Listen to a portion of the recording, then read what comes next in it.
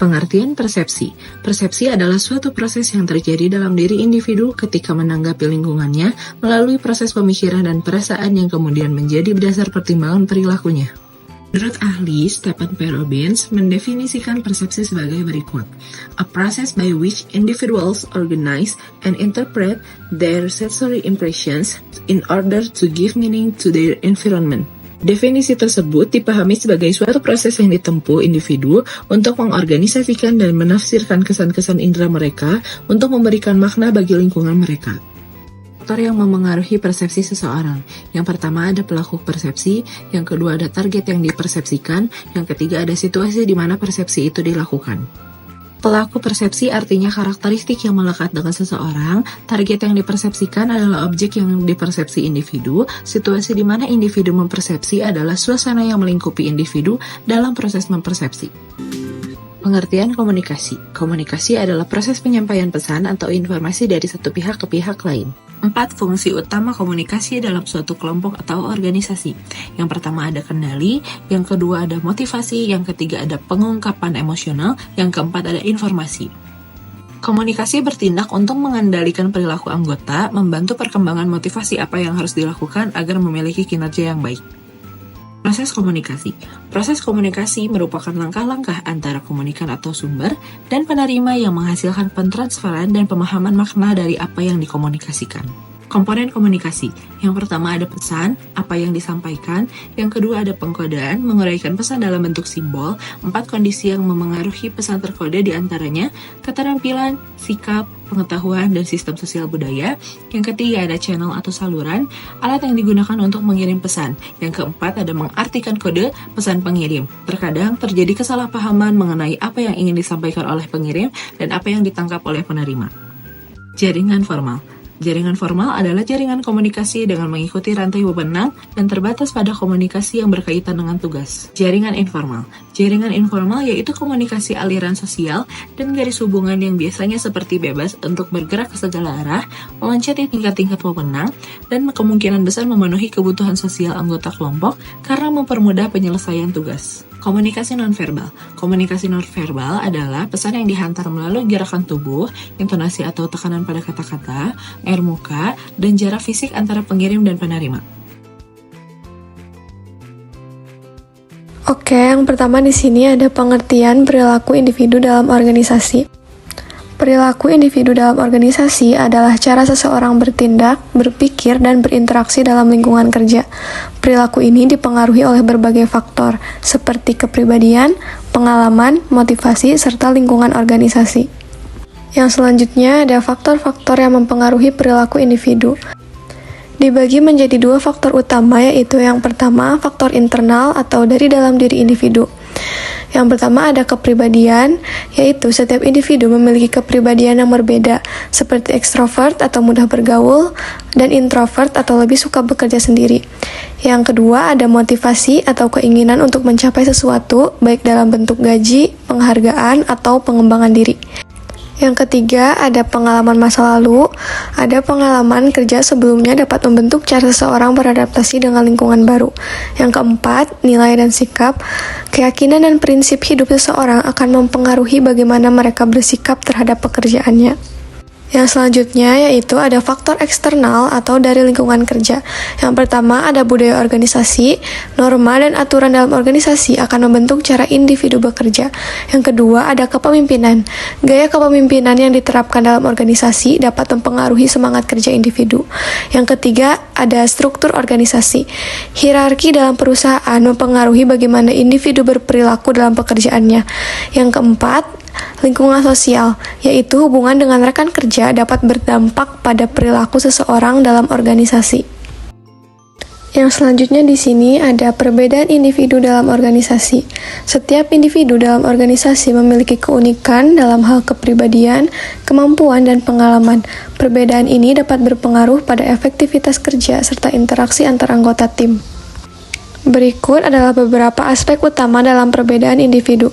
Yang pertama ada kepribadian, yaitu setiap orang memiliki kepribadian yang unik yang mempengaruhi cara mereka berpikir dan bertindak dalam pekerjaan. Misalnya, seseorang yang berkepribadian terbuka akan lebih mudah menerima perubahan di tempat kerja dibandingkan dengan seseorang yang kaku. Yang kedua ada kemampuan dan keterampilan. Kemampuan kognitif atau kecerdasan, keterampilan teknis, dan keterampilan sosial dapat berbeda antara individu satu dengan yang lain. Ada individu yang cepat belajar dan beradaptasi, sementara ada juga yang membutuhkan lebih banyak waktu untuk memahami tugasnya. Yang ketiga ada sikap dan nilai. Sikap individu terhadap pekerjaan dan organisasi dapat berbeda. Misalnya ada yang sangat termotivasi dan bekerja keras, sementara yang lain kurang antusias.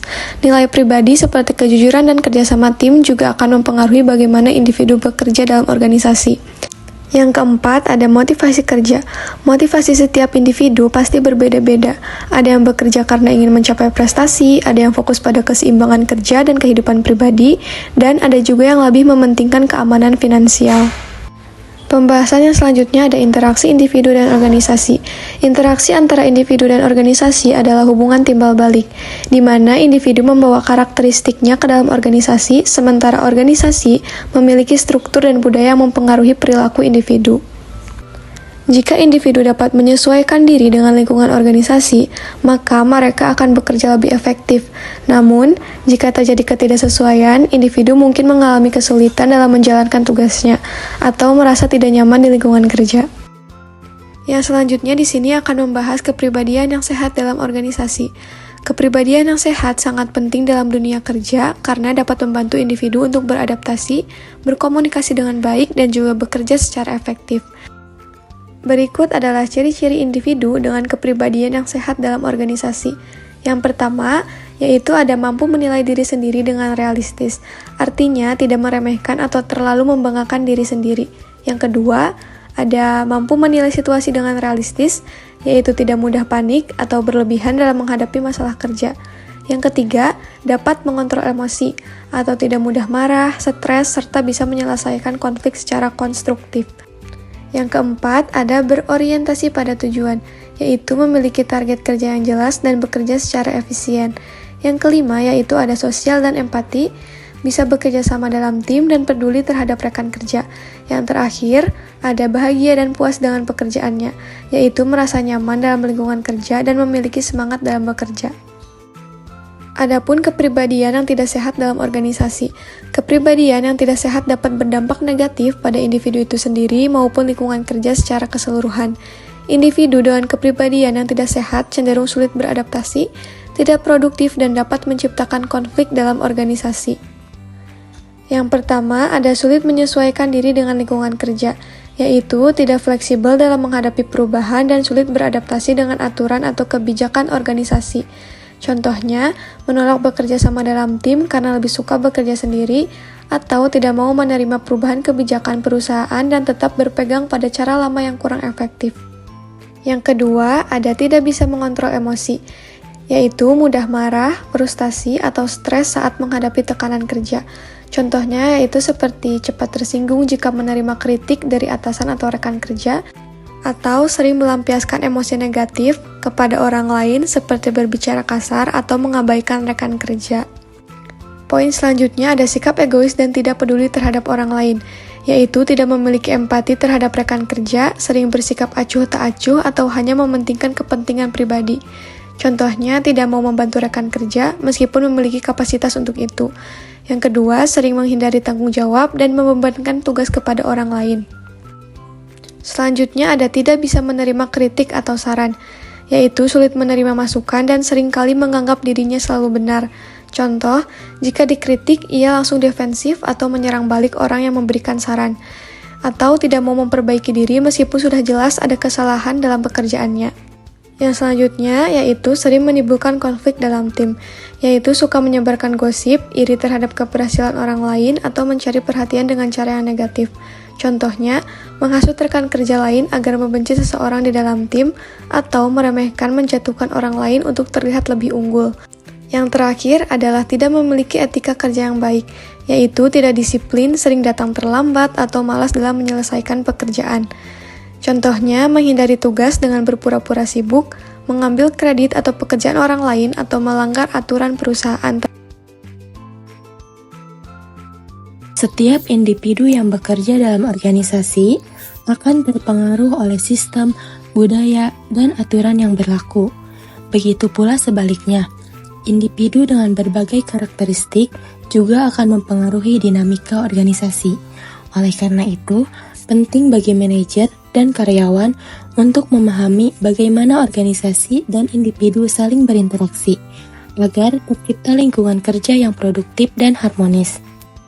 Di dalam organisasi, ada dua faktor utama yang saling mempengaruhi. Yang pertama adalah karakteristik organisasi. Organisasi adalah sebuah sistem yang memiliki berbagai elemen yang saling terhubung yang dapat mempengaruhi individu, yaitu ada sumber daya, baik itu manusia, finansial, maupun teknologi yang dapat mempengaruhi bagaimana individu bekerja dalam organisasi. Ketersediaan dan pengelolaan sumber daya ini akan berpengaruh pada produktivitas individu di dalamnya. Adapun iklim organisasi, yaitu yang mencerminkan suasana atau kondisi lingkungan kerja dan bagaimana individu berinteraksi satu sama lain. Iklim organisasi yang baik dapat meningkatkan motivasi dan kepuasan kerja individu. Sebaliknya, iklim yang buruk dapat menyebabkan stres dan konflik dalam organisasi. Dan yang terakhir ada struktur organisasi, yaitu yang menentukan bagaimana peran dan tanggung jawab didistribusikan, seperti pembagian tugas, wewenang, dan tanggung jawab. Struktur yang baik dapat meningkatkan efisiensi kerja individu dan memperjelas jalur komunikasi dalam organisasi. Faktor yang kedua yaitu karakteristik individu. Individu yang bekerja dalam organisasi akan memiliki karakteristik yang berbeda. Karakteristik tersebut yaitu, yang pertama ada keahlian, yaitu kemampuan yang dimiliki seseorang dalam suatu bidang, baik bidang teknis maupun non-teknis. Keahlian ini menentukan sejauh mana mereka dapat menjalankan tugasnya secara efektif. Yang kedua, ada pendidikan dan pengalaman, yang menentukan cara berpikir dan menyelesaikan masalah, serta seberapa cepat individu untuk beradaptasi dalam organisasi. Kemudian yang ketiga adalah motivasi dan tujuan karir. Jika organisasi mampu memberikan kesempatan pengembangan karir yang sesuai dengan tujuan individu, maka individu akan lebih termotivasi dan produktif.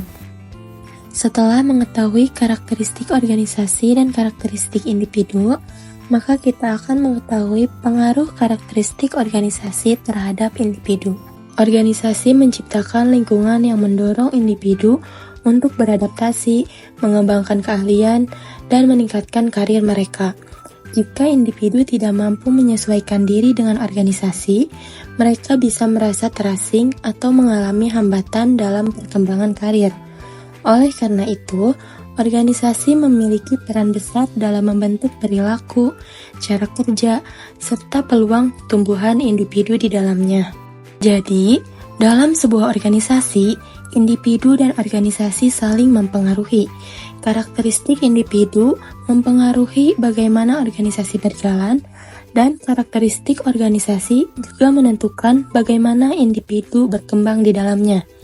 Maka dari itu, memahami karakteristik ini penting agar organisasi bisa mencapai tujuannya dan individu di dalamnya bisa berkembang secara optimal. Pendekatan kognitif. Pendekatan kognitif menekankan pemahaman terhadap perilaku seseorang pada sifat mental internal, yaitu berpikir dan menimbang. Dalam pendekatan kognitif, perilaku dapat dikatakan timbul ketidakseimbangan pada struktur kognitif yang dapat menghasilkan berbagai persepsi tentang lingkungan. Dalam pendekatan ini, pengetahuan dan pengalaman individu merupakan proses mental yang disempurnakan dengan struktur kognitif yang ada. Yang selanjutnya adalah pendekatan reinforcement. Pendekatan reinforcement dalam perilaku organisasi adalah cara untuk membentuk atau mengubah perilaku karyawan dengan memberikan konsekuensi tertentu setelah mereka melakukan suatu tindakan. Ada 4 jenis reinforcement dalam perilaku organisasi. Yang pertama ada positive reinforcement atau penguatan positif, di mana memberikan penghargaan atau insentif untuk memperkuat perilaku yang diinginkan. Contohnya, karyawan yang mencapai target penjualan diberikan bonus sehingga ia semakin termotivasi untuk bekerja lebih baik. Yang kedua, ada kebalikannya yaitu negative reinforcement atau penguatan negatif, yaitu menghilangkan sesuatu yang tidak menyenangkan untuk mendorong perilaku yang diinginkan. Contoh, seorang atasan berhenti menegur karyawan setelah mereka mulai datang tepat waktu sehingga mereka semakin terbiasa disiplin. Yang ketiga yaitu ada punishment atau hukuman, yaitu memberikan konsekuensi negatif untuk mengurangi perilaku yang tidak diinginkan. Contohnya, karyawan yang sering terlambat diberikan teguran tertulis atau pemotongan gaji. Yang keempat, ada extinction atau penghapusan penguatan, yaitu menghentikan penguatan yang sebelumnya diberikan agar perilaku yang tidak diinginkan melemah dan akhirnya hilang. Contohnya, jika seseorang karyawan suka mencari perhatian dengan bercanda di rapat, tetapi tidak ada yang merespons, maka lama-kelamaan ia akan berhenti. Dan yang terakhir adalah pendekatan psikoanalitis. Pendekatan psikoanalitis menekankan pada peranan sistem personalitas dalam menentukan suatu perilaku. Menurut pendekatan psikoanalitis, perilaku seseorang dipengaruhi oleh sistem kepribadiannya dan keinginannya yang seringkali tidak disadari. Perilaku itu pun muncul karena adanya ketegangan saat keinginan individu tidak terpenuhi. Pendekatan ini menilai bahwa pengalaman masa lalu dan interaksi sebelumnya sangat berpengaruh dalam membentuk sifat individu. Pendekatan ini menggunakan analisis mimpi, asosiasi bebas, dan teknik-teknik proyektif untuk memahami keinginan dan harapan seseorang.